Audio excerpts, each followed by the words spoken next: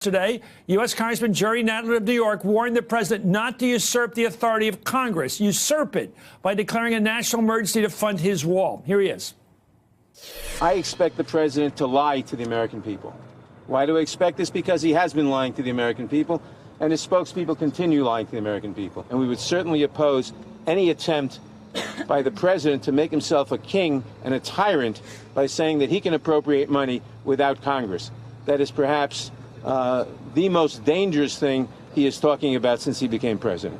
Well, it's not known whether the president will make that declaration official today at 9 o'clock, but he is reportedly laying the groundwork for doing just that, demanding expansive powers. As the House Judiciary Committee, Jerry Nadler just then, he oversees the committee responsible, of course, for drafting articles of impeachment, should they be drafted, which serves as the ultimate safeguard, of course, under our Constitution against abuses of presidential power. And last night on this show, U.S. Congressman Ted Lieu of California said if the president declares an emergency to build his wall, it could be an impeachable offense. For a president to arbitrarily take billions of dollars, which has been earmarked for national defense, and shift it over to a wall, is that an impeachable offense? Impeachable offense. Would that be an article? Yeah. It could be if his advisors told him this is illegal and he went ahead and did it and then put our military personnel at risk of following an illegal order and committing federal crimes. That's a pretty significant obligation of the president to protect our military folks as well. I'm joined right now by U.S. Congressman Jerry Nadler of New York, who's just returned from the southern border. Mr. Chairman, what do you make of what Mr. Lieu said? What's your view about a president who uses a national emergency declaration to grab power? Well, I think it's very wrong. It is an abuse of power to try to grab power, for the president to try to circumvent Congress's power of the purse. But equally, it is in the service of a lie. The president is lying to the American people about a national emergency. There is no emergency at the border. The illegal crossings are way down by all accounts. I was at the border yesterday, and along with a number of colleagues, and we went to the Alamogordo border station. There was nobody there. There was nobody there. They are not being inundated. The only people coming to the border at the south, in the south, are people who want political asylum. And that has nothing to do with the wall. These people are coming up and saying, here I am, give me asylum. So it's in the service of a lie, and the president must not be permitted to declare a false emergency and try to circumvent the power of Congress. Would this be a high crime if he does so? It might, but the real issue is that we cannot permit it to happen.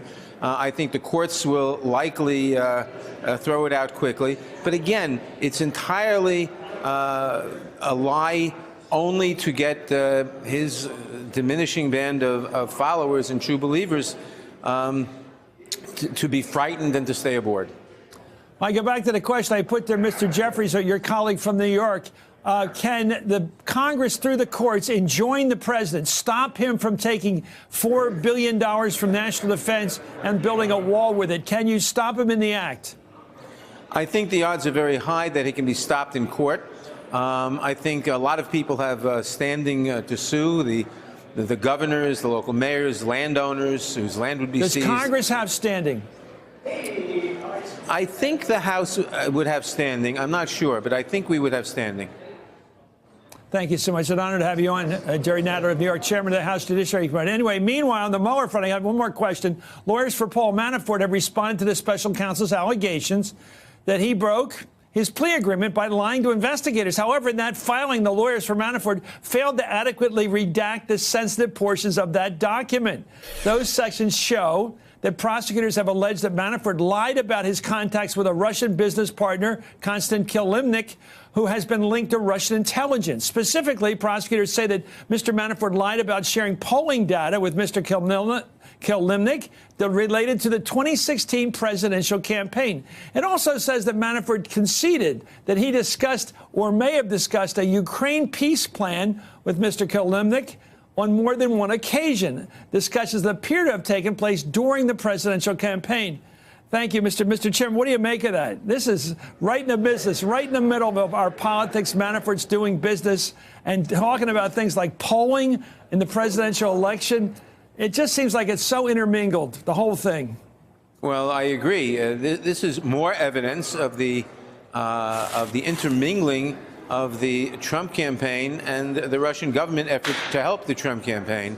This is more evidence of that, and it seems quite clear. The president keeps saying no collusion, but there obviously was collusion. And the question is how high that collusion went and whether the president was part of a criminal conspiracy. There was clearly a criminal conspiracy to defraud the American people of an honest election. The question is, was the president part of that conspiracy? As obviously his associates and his campaign people were.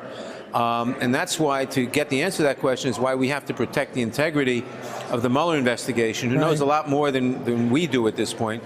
But we have to protect that against White House interference so that we can get to the bottom of this and find out exactly to what extent the president was or was not involved in what is clearly a criminal conspiracy to defraud the American people.